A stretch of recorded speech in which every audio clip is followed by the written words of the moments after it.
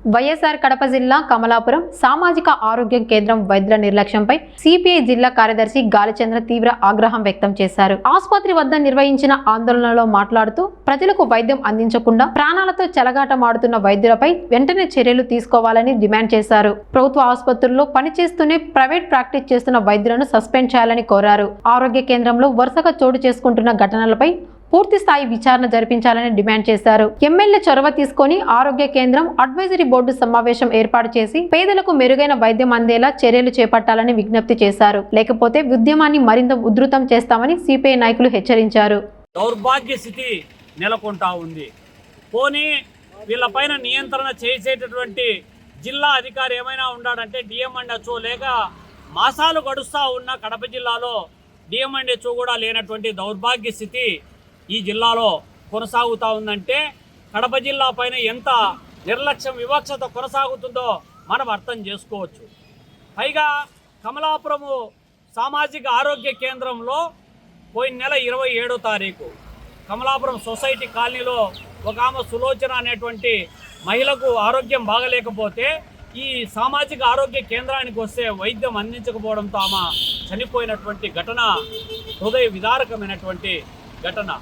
దానిపైన ప్రజలు ప్రజా సంఘాలు ఆందోళన మీడియాలో వచ్చినటువంటి అభియోగాల నేపథ్యంలో ఎంక్వైరీ జరిగి 24 గంటలు గడవక ముందే ఇక్కడ ఎవరో ఒక అతనికి యాక్సిడెంట్ అయిందని చెప్పి మొన్న 9వ తారీఖు హాస్పిటల్కి ఉదయం వస్తే 10 గంటల వరకు కనీసం ఒక ఇంజెక్షన్ వైద్యం కూడా అందించినటువంటి నిర్లక్ష్యం కొనసాగుతూ ఉందంటే ఇక్కడ సూపరింటెండెంట్ మొదలుకొని డాక్టర్లు డ్యూటీ డాక్టర్లు సిబ్బంది ఏం చేస్తున్నారు, ఏం గాడిదలు కాస్తున్నారు, ఏం వ్యాపారాలు చేసుకుంటున్నారని చెప్పి మేము అడగదలుచుకున్నాం. దాని నిరసనగా ఈరోజు ఈ యొక్క సామాజిక ఆరోగ్య కేంద్రం కమలాపురం వద్ద ఆందోళన కార్యక్రమం చేస్తూ ఉన్నాం.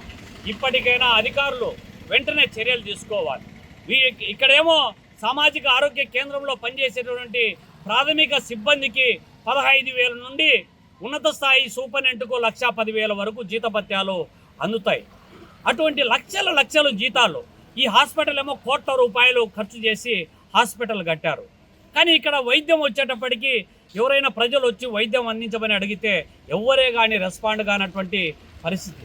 హాస్పిటల్కి పోతే ప్రాణాలు నిలబెట్టుకోవచ్చు అనేటువంటి గంపడ ఆశతో హాస్పిటల్కి వస్తే కమలాపురం హాస్పిటల్కి పోతే ప్రాణాలు పోతాయి అనేటువంటి అభద్రతాభావం నెలకొండేటువంటి పరిస్థితి కొనసాగుతూ ఉంది. ఇంత వివాదం నడుస్తూ ఉంటే జిల్లా అధికారులు నిమ్మకు నీరెత్తినట్టు వ్యవహరిస్తూ ఉన్నారు. జిల్లాలో 7 సామాజిక ఆరోగ్య కేంద్రాలు నడుస్తూ ఉన్నాయి. లక్షల రూపాయలు ఖర్చు చేస్తూ ఉన్నట్టు నివేదికలు చెప్తూ ఉన్నాయి. కానీ ఆచరణలోకి వచ్చేటప్పటికి వైద్యం అందించడంలో వైద్యుల యొక్క నిర్లక్ష్యం చాలా తీవ్ర స్థాయికి తారాస్థాయికి చేరుకుంటూ ఉంది. జనరల్గా సామాజిక ఆరోగ్య కేంద్రాలకు ఎమ్మెల్యే చైర్మన్గా అడ్వైజరీ బోర్డు ఉంటుంది.